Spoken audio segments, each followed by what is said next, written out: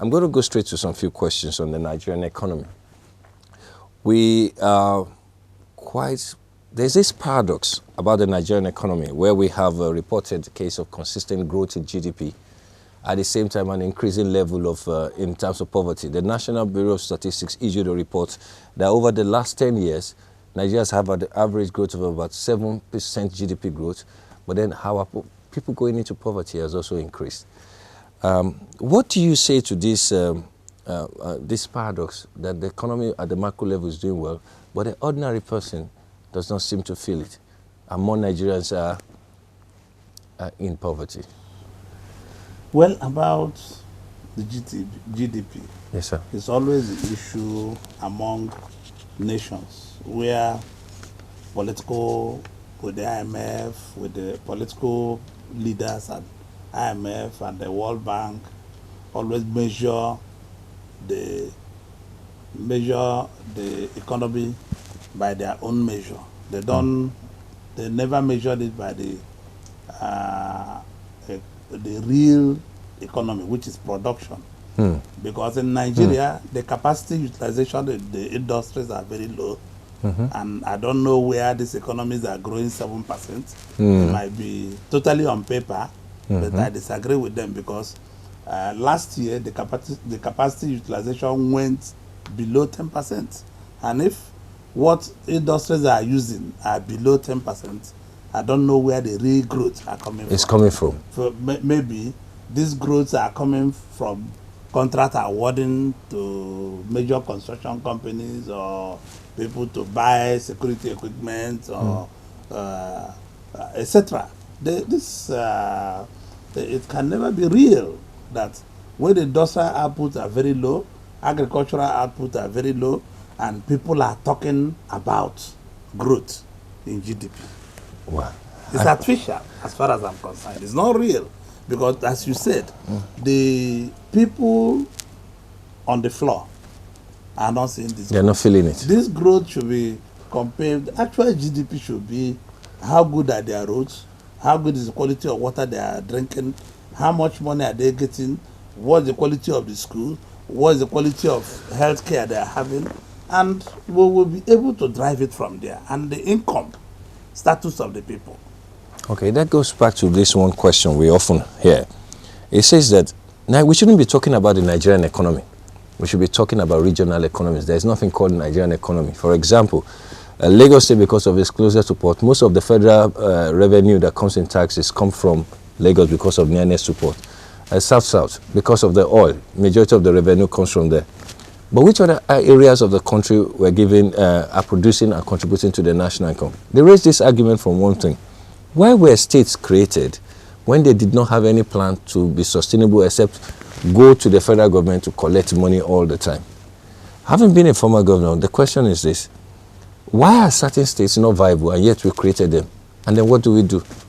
Well, to be honest with you, most of those states were created politically. And they are not productive. To me, I look at all the states could be viable if we are focus on hardworking. If we focus on agriculture, there's no way it looks very bad that we are focusing on oil. Oil could have been money. When we became governor, I suggested this to the National Council of States, I suggested this to National Economic Council, and I said that I thought oil could have been something that could have been used. Like we want to build a national university, we want to build an airport, we want to build a new industry, like we are talking about electricity. I thought it's from the oil money that we could have built strong electricity base, build strong airline for the nation, build strong water line for the nation, and roads and infrastructure development. But we have not done this. And I also believe there is no way all these states could be viable the way they are set up. Okay. These states could be viable if they go into agriculture. Okay. Sokoto could be the most viable state. Maiduguri can be the most viable. They look very bad today, but they can be more viable. They even have solid minerals that nobody is what I'm saying. They can be more viable than Bayelsa and Akwa Ibom are rivers. That is the truth. But what seems to be the problem? We have not have the right leadership to implement these things. Leadership. It's leadership. It's leadership. Only recently you delivered a paper at University of Ibadan on leadership. You've always spoken about leadership. You have this leadership series. You write about, you discuss leadership all the time. Yeah. If we've been discussing leadership for the past 20 years, shouldn't the conversation have had any meaningful impact? Or why is it not having any impact? Nigerian elites don't even read. They don't look at what anybody says. Nigerian elites don't read newspaper. They don't read books. They are not interested in what we are doing. They only think on how to witch hunt themselves. If we genuinely think about leadership, there's no right-thinking leader that can wake up and close a business entity in Nigeria. Which means that leader does not understand why he's a leader. In your own case, you had problems with government in which they had to even put pressure on your business. How did you have to weather that yourself, especially for the SLOC group and your banking interests as well?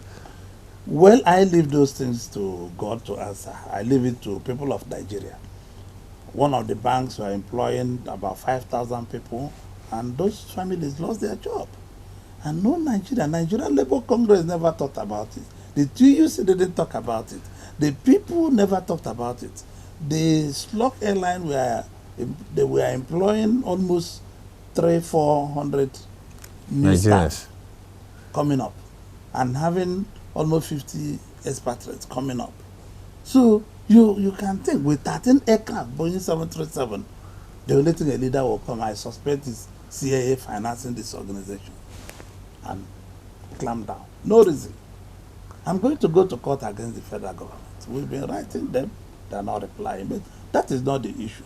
The issue is leadership. If we have the rightful leadership, no leader will close an entity, no leader will threaten to will be happy when an operator, when his license is not going through, no leader will sell a company and cancel it again, and no leader will come into these things, because these things is about our people. It's only in Nigeria that you see party people, like you see the PDP, they are very happy they are going to close Orji Kalu's business because I'm not a member of PDP. Okay. It's only in this place you see it. It's only in Nigeria you see politicians sitting in their house planning evil or how to destroy somebody's business. It's never done anywhere in the world. You should encourage, because these businesses are employing Nigerians. They are not employing Togolese. These are Nigerians are employed, and we are looking for ways to improve our employment sources.